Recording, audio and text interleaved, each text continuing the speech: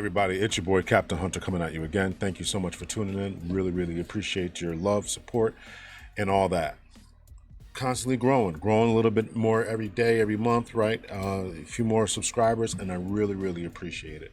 Eventually I want to get back to doing some live shows and things along those lines, but I really appreciate it. Everyone who's subscribed and been taking the time to watch the videos, truly appreciate it. Please make sure that you do me a favor again, and it's if you're a new viewer, please make sure that you hit that subscribe button. Click, doesn't cost you anything.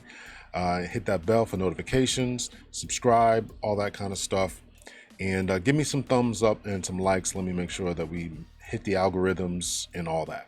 So today, as you can see from the screen here, we're going to talk about Theyclonedtyrone. I meant to do a show about this before, but I just was busy, didn't get around to it and all that. So really want to dive into that, and we're going to talk about it, right?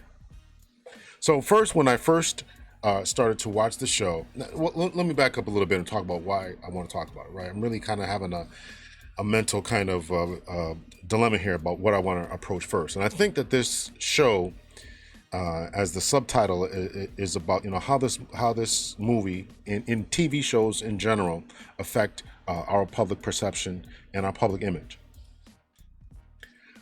As you all know, probably know by now, I was in law enforcement for over 20 years.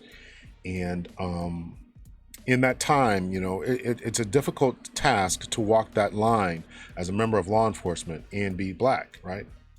And so that becomes an issue at times. And so, but I wanted to understand what the issue was, right? Because we don't get a good education. We don't receive a good education, particularly years ago, right? We're talking 20, 30 years ago.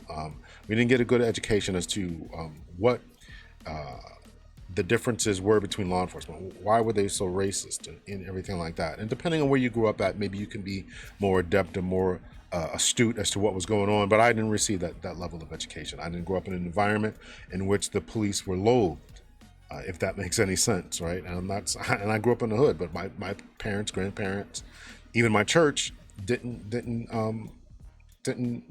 look at them negatively. I can remember messages by my pastor talking about the boys in blue are a friend to you, and using, I believe it's the scripture from Romans chapter 13, talking about the servant of the Lord bears the sword in vain, and just submitting to authority and things along those lines. I'm getting off topic here. I really want to discuss the animosity that has been between the black community and the police, and I really wanted to explore that. I really wanted to understand it, and really wanted to dive into that, because it became important to me. Is when I was working, why does everybody hate us so much? We all kind of have a surface understanding, but I really wanted to do a deep dive into that, if that makes any sense. So that's how so as I started to do that, and as I got more into academia and everything, right, really started to look at the media, look at the history of race in this country, look at the history of policing in this country, and things along those lines. And so that's how and where and why I got into this, and why I'm concerned about our public image. In the past few weeks, past few months, we've seen the negative, what I would call the negative negative displays, and what people think about us, and what other people think about us in other land. I can remember growing up in high school, and I was in school with this girl who was just as dark skinned as I was. She was French, though. You could tell by her accent that she was from France and living in the U.S. And she would say, "No, I'm not African. I'm not black.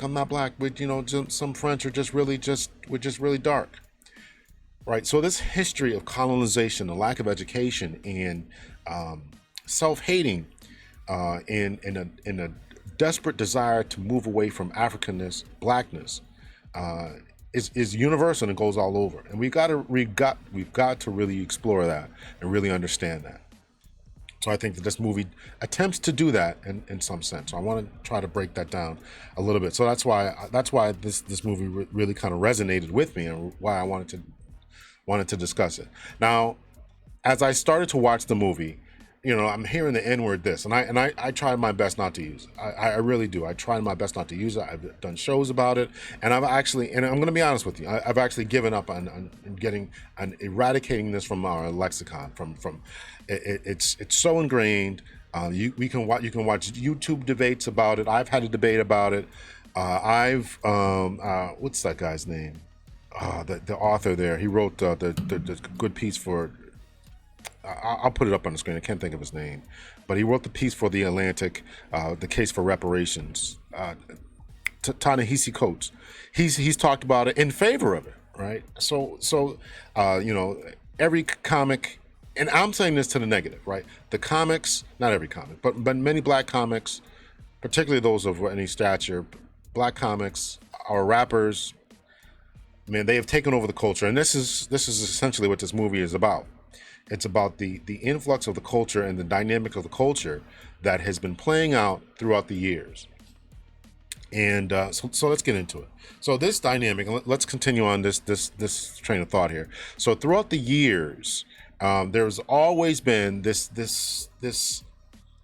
dualistic mindset within the black community. Probably, well, it's pluralistic at most, but let's just call it a binary, dualistic at this point, right? We've had, and I wrote this down. Where did I write it down? Yeah. Oh, yeah. So we've had, certain debates within public intelligentsia. I couldn't think of that word. We've had this debate within public intelligentsia, with, as I mentioned, Frederick Douglass. As I mentioned, Ta-Nehisi Coates advocating for the use of the N-word. You can watch Jay-Z going back and forth with Oprah and all this, right? It's crazy, but this has always been a dynamic that has existed within the black community. Frederick Douglass versus Henry Highland Garnet. Probably many of you never heard of this man, but he was one who didn't think that Frederick Douglass was radical enough in his fight for freedom and freedom, essentially, not so much equality, but really just freedom of freedom. Let's just leave it there. Google him if you don't know who he is. Marcus Garvey versus W.E.B. Du Bois, right? W.E.B. Du Bois advocated for the talented 10th.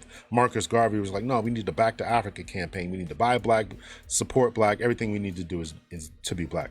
We've had Malcolm and Martin, even though they never really debated, but Malcolm had debates with James Farmer, Wyatt Walker, Alan Morrison, Bayard Rustin, other pioneers and legends within the black collective and within the black civil rights movement and all that. So you can watch many of those debates are all on YouTube. So you can watch a lot of those debates and really try to figure out what's going on here. So this is essentially the essence of the story. This is the essence of the story. This is going to be an overview, obviously, with some spoilers and all that. So this is what it is. So this is the protagonist in the show. The main character within the show is a man by the name of Fontaine. Fontaine was himself a clone. He was a clone and a product of a man. We call him Fontaine 1, right? We call him whatever you want. I don't even know if they said his real name, but I'm just kind of going off of memory with this. I didn't really take copious notes, so forgive me with all that. So the original, but you can watch from the original show this dialogue that these individuals had. And I want to get to the dialogue, and I want to play this dialogue so you can hear exactly what's going on here. This is the end. We're going to go to the end of the movie and how this whole movie comes about, right? So let's play that, and hopefully I won't get any copyright strikes. I'm not going to show the audio to it, but I will play the video so you can catch what was happening as far as the end of it. Okay. You see, Fontaine, the powers that be, the invisible people above me who pull the strings weren't getting the results they wanted. Years of experimentation, billions of dollars spent, yet no true peace in America. Hair products, songs on the radio, fried chicken, clones maintaining the charade. Short-sighted, waste of resources. All because they couldn't see what's so obvious to you and me. It's not enough to think the same. We have to be the same.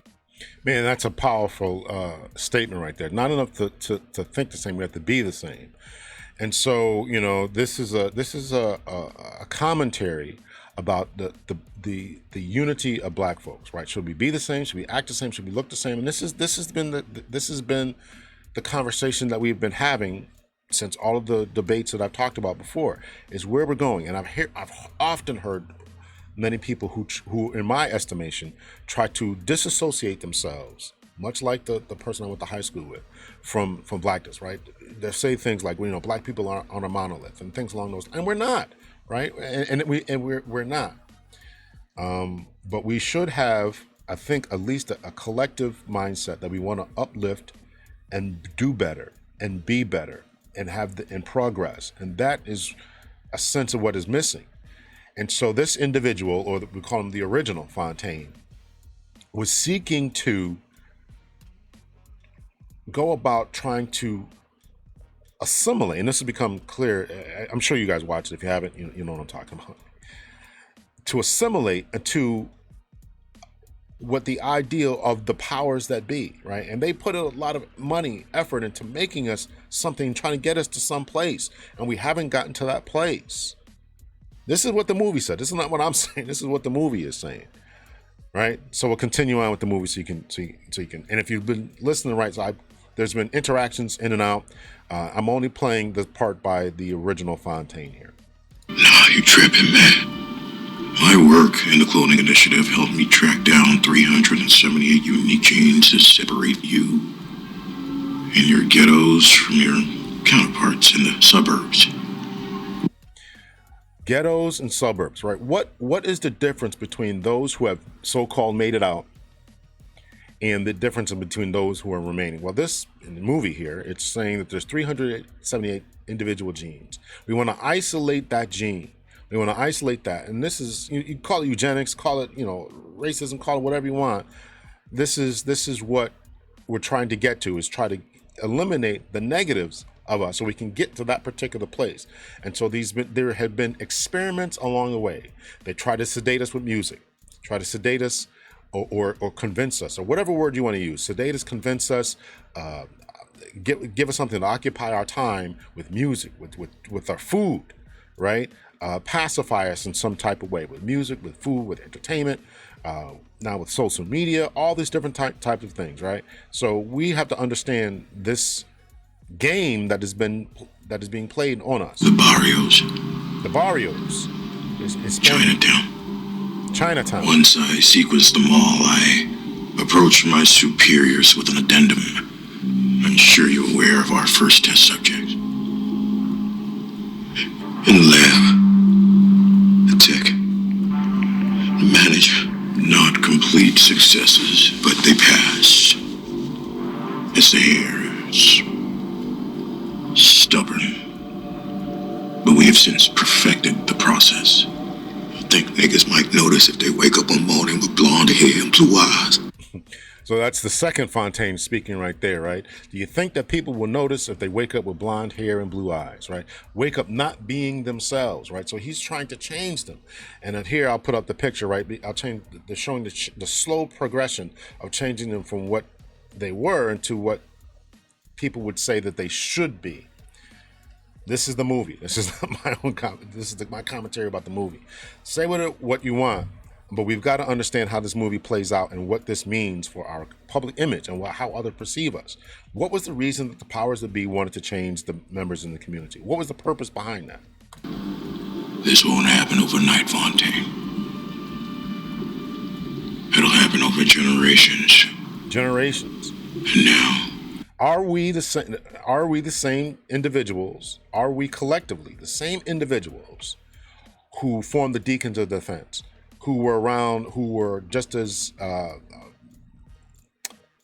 staunch, adamant, fighting for the power, fighting against these forces as in Marcus Garvey's days, Malcolm X's days? Are we the same type of individuals who want freedom, justice, and all that? This is the commentary of the movie. we are at the precipice of our true National rollout.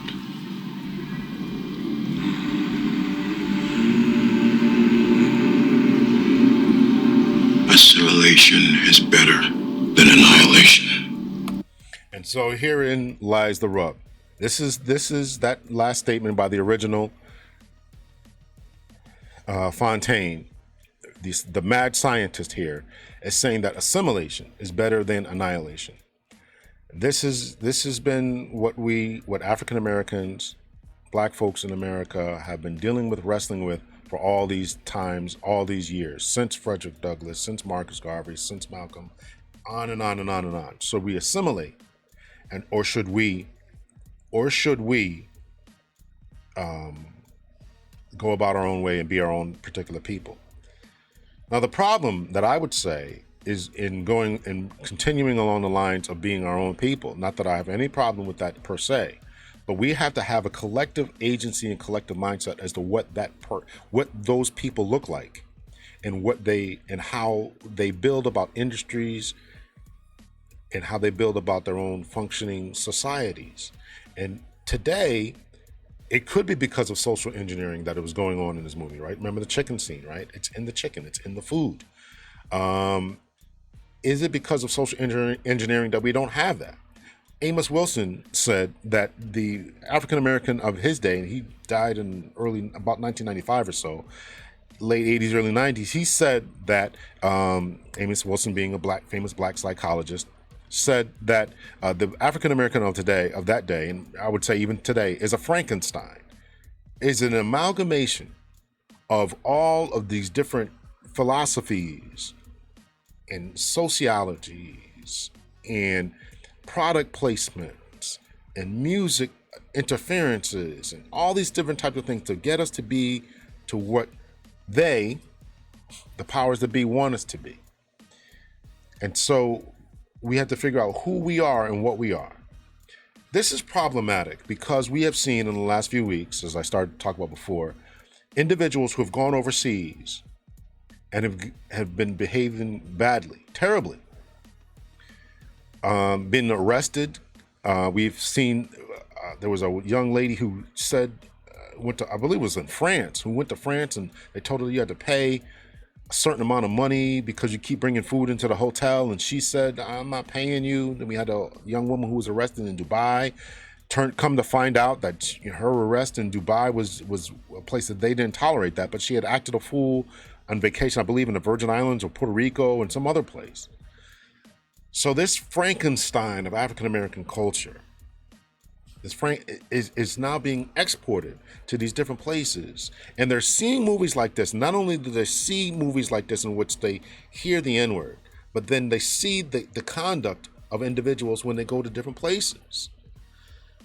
And so this is problematic because I don't think that it's good that we show movies like this. Not. Let me be very specific what I mean here. I don't have any problem with any type of social commentary about where we're going as a people and what we should be doing as a people. Fine, great, dandy, all that. I have a problem with the N-word. I have a problem with it. We continue to put out movies, and I know that this was a movie that was designed to spark this type of conversation. But should we be putting it in every single one of our rap songs? Should we be putting it in every single one of our movies and our comedy, right? And then we go out to these different places around the world, traveling like we never traveled before because we're entering in the middle and upper middle classes and things, and we're seeing this type, and other people are seeing this type of behavior, and they don't want that in their communities and they don't want that in their households.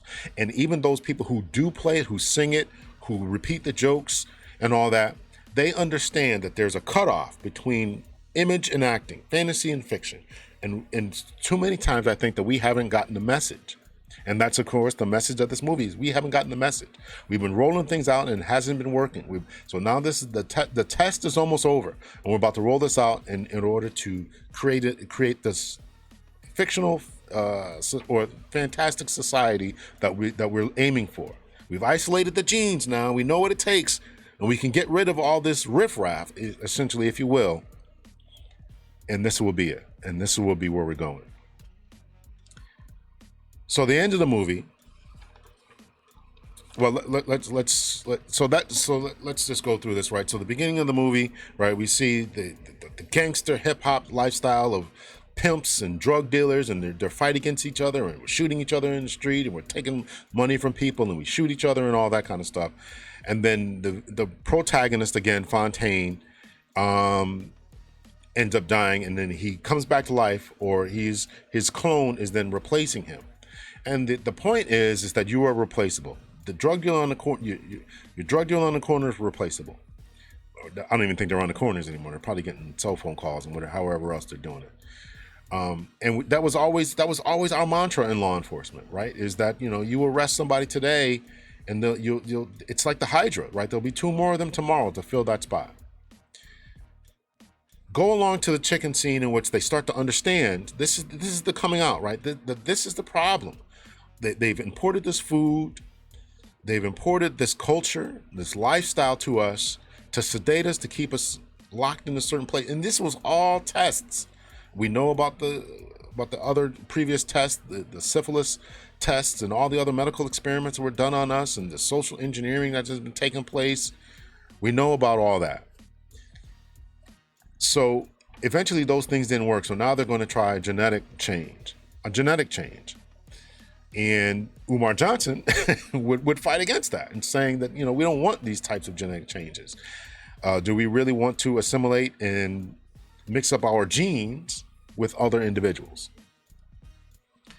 And I think that that's already happening, not only through what Umar Johnson would call, poor Umar, that man, poor Umar. Since I said I like that brother, this brother's just been going downhill.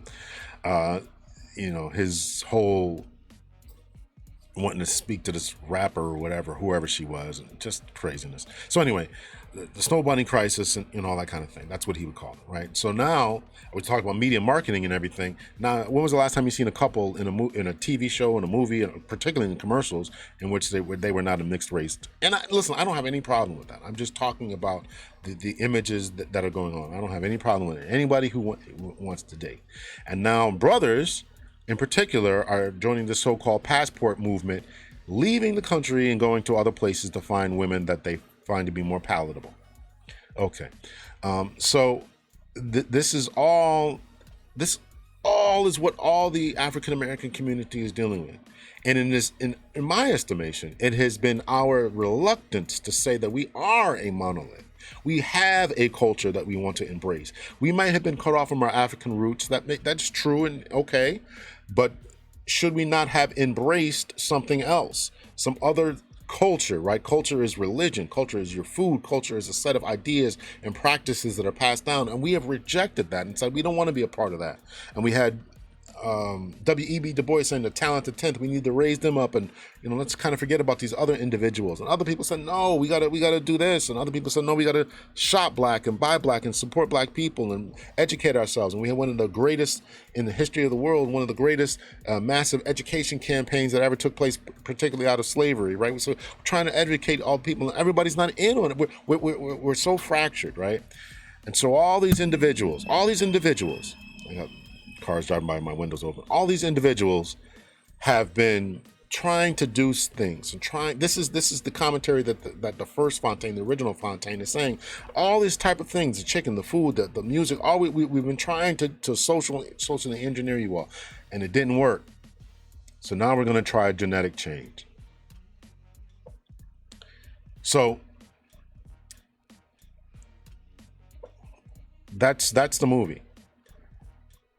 Like it, love it. That's the commentary of the movie. And at the end, we know that it didn't work. Even the genetic change didn't work. They started off in the Glen, and I think that at the end of the movie, they went to Compton or Watts or LA or something like that. And the same thing was going on. So the change has to come. I don't know what, I know what it's going to take to make the change. But at the same time, I don't know what it's going to take to make the change. We got brothers, educated brothers, who have made something of themselves, who are called educated lames, passed over by the females of the community. And these brothers are now saying, forget it, I can't change anything, I'm going overseas to get me a wife. The sisters are saying we're doing so well, we don't need any brothers, right? We got our own cars, our own education, we got our own houses, we can travel, we can do everything else a man can do. So they don't feel like they need us. So with this this collective that we need to build communities, which has traditionally and always been about building strong families, which build strong neighborhoods, which build strong communities. And so our family structure has been broken down. We can have a long discussion about that. But this is where we're at. So this is where we're at. This is my thesis of the movie. What I saw from the movie, I enjoyed the movie. Would I watch it again? I mean, maybe in a year or two. It's not something I'm gonna watch again in a month or so. I thought the commentary was good, something for us to give us something to think about. I did not like, and the reason when I first started watching, I'm like, man, I do not want to see this movie with a bunch of N-words and stuff. And I can remember seeing the commercial for it. I'm like, I don't want to see this movie. But then I was talked into watching the movie. Okay, I'm going to watch this movie. And as soon as I put it on, I was like, oh, geez, another movie, a bunch of N-word this and N-word that. But as I understood the commentary, understood the chicken references, and understood all this type of thing, then we've got to understand. Then I said to myself, okay, I will do a commentary about the movie and the plight of America and where we're going, where we want to go. So that's my movie review with all the spoilers and stuff. I thought it was a decent movie. I mean, the acting was good. I think that John Boyega is a fantastic actor. Of course, everybody in the movie was fantastic. Everybody in the movie was fantastic. Jamie Foxx, John Boyega. I forget the sister's name. I'll put it up on the screen. But I think she's playing Captain Marvel or somebody in Captain Marvel in the new Captain Marvel movie. All of them great actors, actresses, did their part, played their roles. It showed a lot of commentary concerning the plight of the community and our inability to take control of the community. Not that we lack the physical or mental capacity to do it, but we just didn't do it for whatever reasons. And I do think that we were sabotaged along the way. There's no doubt about that. When they import this stuff, it's sabotaging our investments into where we need to go. And this has been obvious through the numerous. Everybody always talks about Tulsa, but there's been dozens of towns and dozens of incidences of black folks being sabotaged and having their land stolen and stores burned down and crops burned and tortured and raped and lynched in order to send the message that you shall not go any further and you cannot surpass us. So anyway, so that's my thoughts and my opinions about the movie. Let me know your thoughts, your opinion. Is there something that you saw from a philosophical sense that I didn't cover? Something that you thought I should have. Again, I liked the movie, thought the acting was good, thought the production was good. I thought it was a little dark. Which I don't know. I don't know if I'm getting old. Everybody says, you start getting old, you can't see anything, you can't hear anything. I got to turn the volume up. Like, what the heck's going on? So, but I thought that overall the movie was decent. I would give it like an A- or so. Again, let me just end off with this, that this public perception, when people watch this movie in China, if they watch, I'm sure they won't, but if they watch it in China or on the continent or in Europe or wherever, what is their perception? This is American culture. This is American black culture. And that is problematic because when we go visiting places and we want to fight for ideas and fight for things, this is what they're going to see. And our image is in our hands now. Our image is in our hands. Before our image was not in our hands, right? It was in the hands of Hollywood executives who did not have our best interests at heart. Rap music, they still don't have our best interests at heart. But now we have the the opportunity, and the obligation to take back our public image. Take back our public image. Black males, take back your public image. Young men, take back your public image. Black women, take back your public image. Right? Take it back, whatever that means, and take it back and perform a positive role model. Positive. I'm often bothered by this. When I watch movies and I see a negative aspect. Our image, we got to take it back. Let me know your thoughts and your opinions about this movie. Much love and peace, everyone.